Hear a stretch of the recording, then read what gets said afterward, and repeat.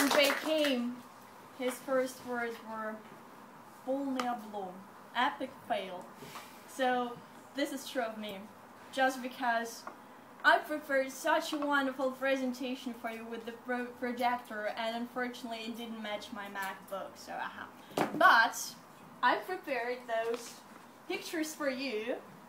I'm gonna put them on the blackboard with the magnets for you to follow my speech. And I'm going to talk about public speaking, how to sound convincing, how to persuade the public, how to influence the public. So public speaking. Make your speech convincing. This is what I'm going to talk about. And thank you very much, Sergey, for this wonderful book, How to Persuade and Influence People, because it really matches what I'm going to talk about. Well, as far as you know, most people's jobs require them to convince other people. For example, when you want to convince your boss that you deserve a rise, or when you want to make your colleague to do a project for you, or when you want to influence people or make them follow you and follow your point of view in order to be supportive at the meeting. So these are the main things for a person who wants to know how to be a real good speaker. But what is rhetoric? You may ask me. What is rhetoric?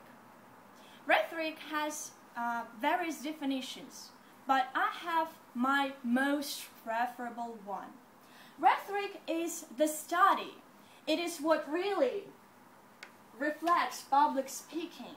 It's the process of communication. You're standing on the stage and trying to influence, to convince, to change or reinforce other people's beliefs, points of view, and trying to transform their minds.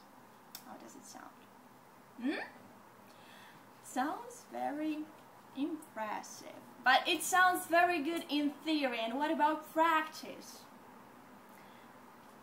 Would you like to be a successful public speaker? I guess the answer will be yes. But what do we need for it?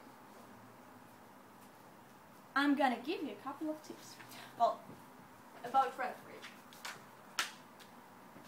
This is what rhetoric means.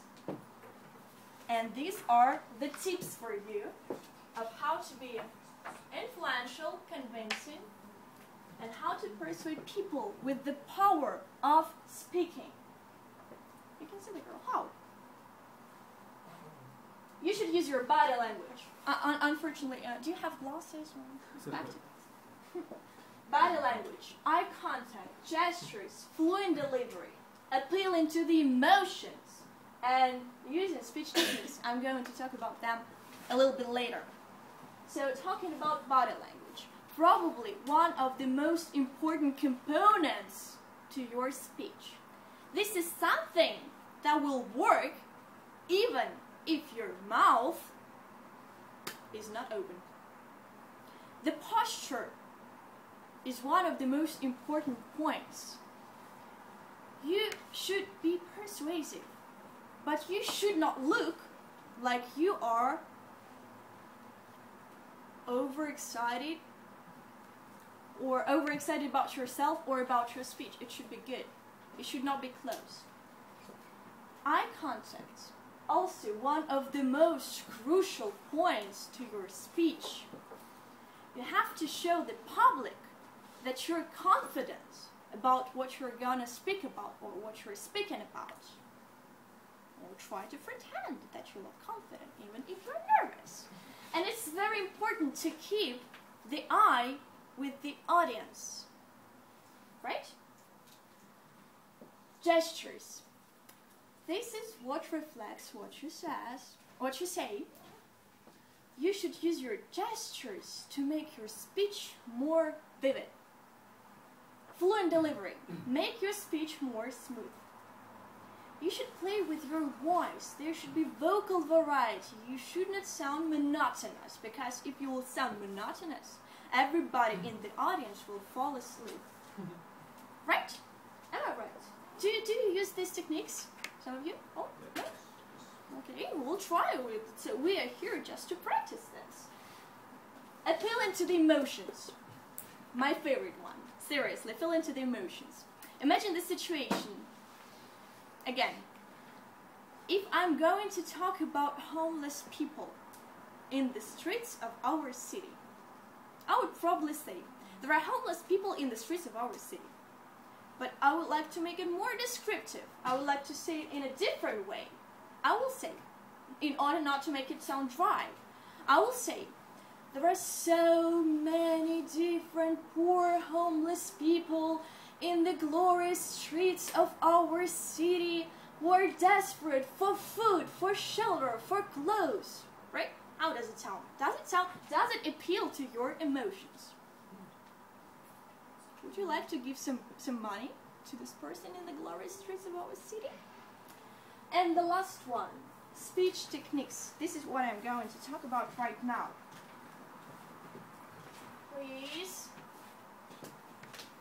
try to see what's written here. It is intonation, repetition, parallel constructions, rhetorical questions, concession, appealing to the audience, and I would like metaphor, to add metaphor.